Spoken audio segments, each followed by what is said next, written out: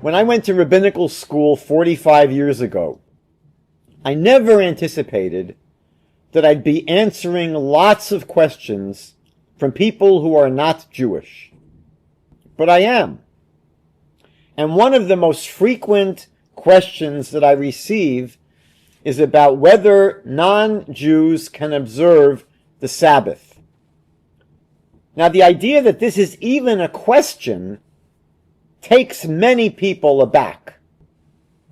Part of the problem stems from the fact that their concept of what it means to observe the Sabbath often has no congruence with the Torah's concept of what Shabbat observance is all about.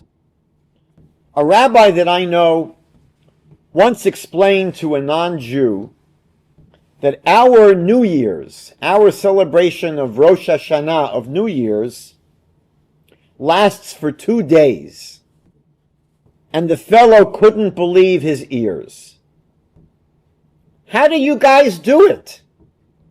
I have a hard enough time surviving just 1 day, just January 1st. I can hardly stand up the next day. Obviously, this person's vision of New Year's was partying very, very hard with lots and lots of drinking. And he couldn't imagine doing that for 2 straight days. And the rabbi explained that actually we spend our 2 days of New Year's primarily in a synagogue, praying. Now, before getting into what the Shabbat entails, let's first make 2 introductory observations. Number 1, the biblical institution of the Sabbath, the observance of the Sabbath, is mentioned in Exodus chapter 20, verses 8 to 11, in the Aseret Hadibrot, the 10 statements at Mount Sinai, commonly referred to as the 10 Commandments. Whenever Scripture is read, you have to always be attentive to who is speaking and who is being addressed. Even a superficial reading of this passage of the 10 Commandments clearly reveals that it is God who is speaking, and he is speaking to the people of Israel. These commandments are simply not addressed to all of humanity. It is critical to understand that the observance of the Sabbath was never mandated for all people. It was a commandment given to the people of Israel. And there is absolutely no obligation for non-Jews to observe the Sabbath.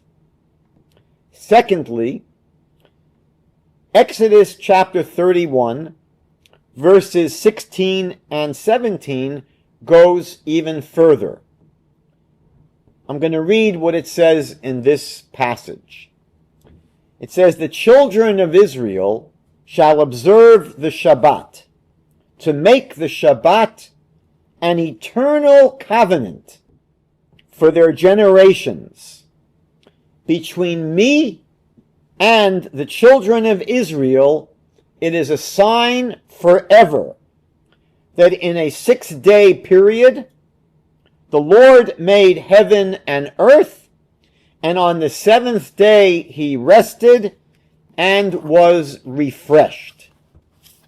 Now, this passage speaks about the Sabbath as something intimate between God and Israel, a special sign between the Creator and the Jewish people. For non-Jews to simply appropriate this special, intimate sign for themselves is considered inappropriate. It's almost a kind of theft, if you will. Imagine a very wealthy man who over the years has bought his wife lots and lots of jewelry. And she comes to her husband one day to ask him if it would be okay for her to lend one of her many necklaces to her very, very good friend who wanted to wear the necklace at a fancy reception. The husband would probably have no problem with that. But this woman would never even think about asking her husband if she could lend her friend her wedding ring. There are certain things that are not for everyone. The Shabbat is like a wedding ring between God and Israel, and not something that others can appropriate as their own. So we return to our question: can any kind of Sabbath observance be okay for non-Jews? Before we discuss this, it's necessary at this point to explain what exactly is Sabbath observance. What does it mean to observe the Sabbath? As I mentioned before, it may not correspond to what many non-Jewish people assume it is. As you know, there are two versions of the Ten Commandments in the Torah, and they are pretty similar, but not exactly the same. Exodus chapter 20, verse 8 says, Zachor et Yom HaShabbat lekadsho, remember the Sabbath day to sanctify it or to make it holy. But then in Deuteronomy chapter 5, verse 12, it doesn't say Zachor et Yom HaShabbat, it says Shamor et Yom HaShabbat lekadsho, safeguard the Sabbath day to sanctify it. So the text has two critical words for how we are to observe the Sabbath. Zachor, remember the Sabbath day, and Shamor, safeguard the Sabbath day. The problem is, what do these mean? Someone who reads the Bible and just sees these two words doesn't necessarily know exactly how to implement these two words. So how are we to understand Zachor, remember, and Shamor, safeguard? So basically, the idea of remembering the Sabbath day is understood as referring to the positive commandment to do various things to make the Sabbath a special day. And this might include lighting candles, having special family meals, devoting special time to prayer and Torah study, wearing special clothing, bringing flowers into the home. There are many things that we do to make the Sabbath a special day. What is meant by safeguarding the Sabbath? This is understood to refer to the Shabbat restrictions, the Shabbat prohibitions, things that are forbidden on the Sabbath.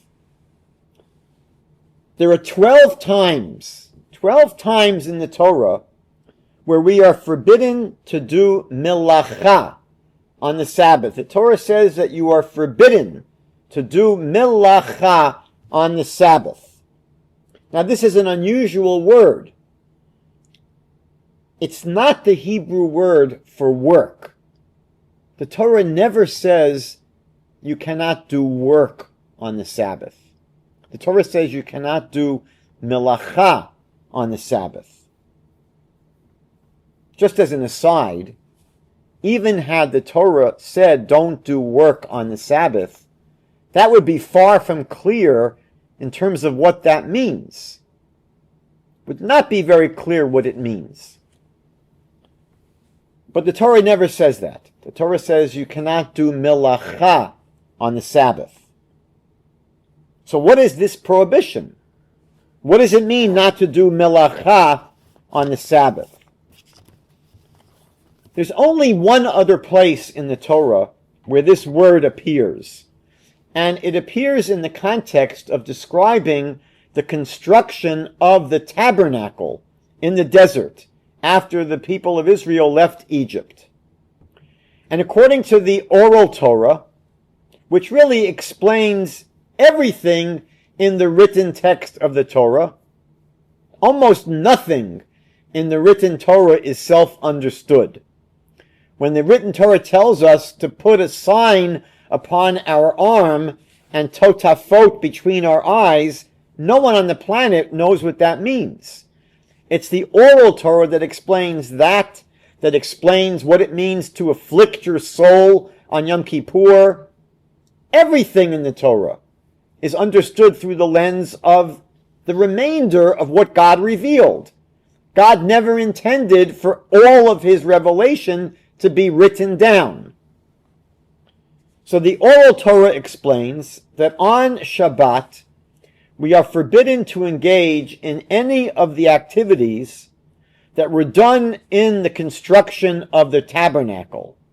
In practice, this involves 39 conceptual categories of activity that breaks down into many restricted activities that derive from the kinds of activities that were engaged in building the tabernacle.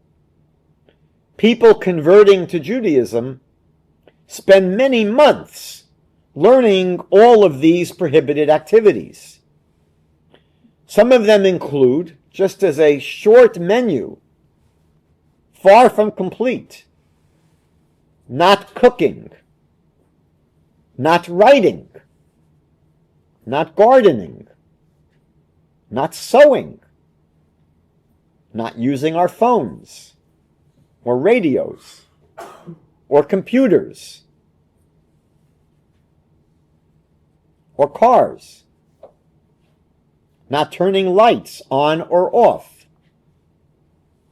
not handling objects that cannot be used on Shabbat, not turning on or off the heat or air conditioners, not carrying anything from inside one's residence to outside, or bringing anything from outside indoors, washing clothing, sewing, repairing things, cutting our hair, cutting our nails, and countless other prohibited actions.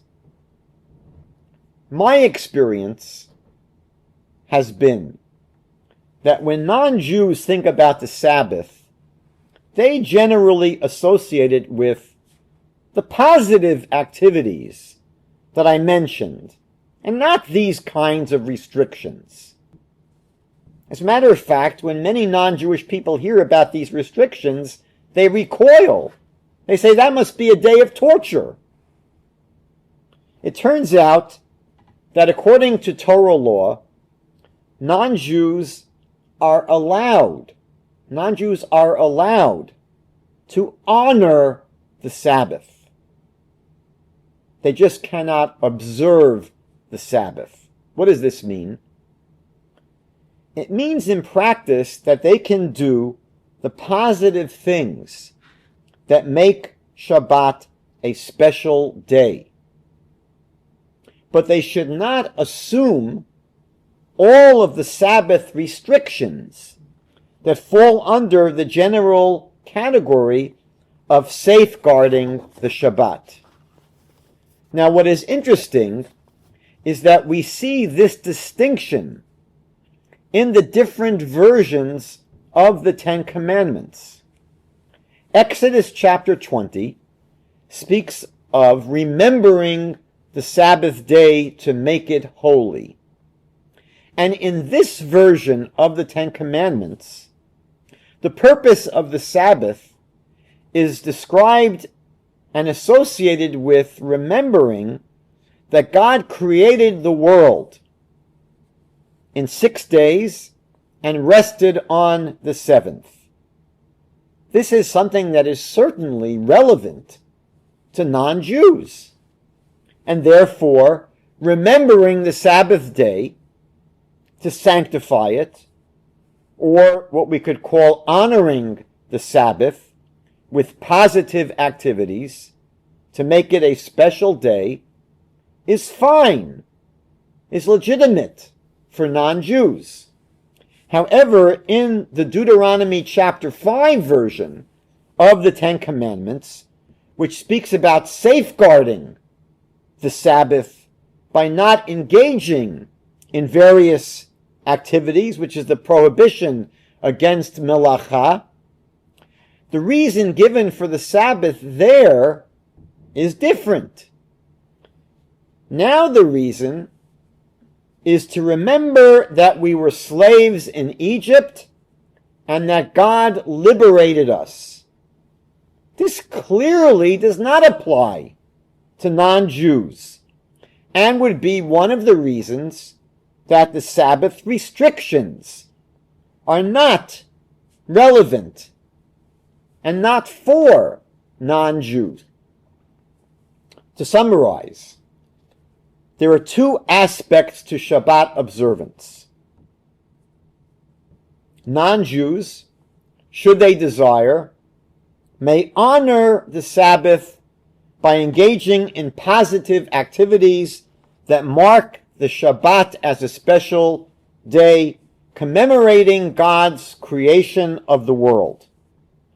And then there are the Sabbath restrictions, safeguarding the Sabbath, which are also associated with the special relationship between God and Israel.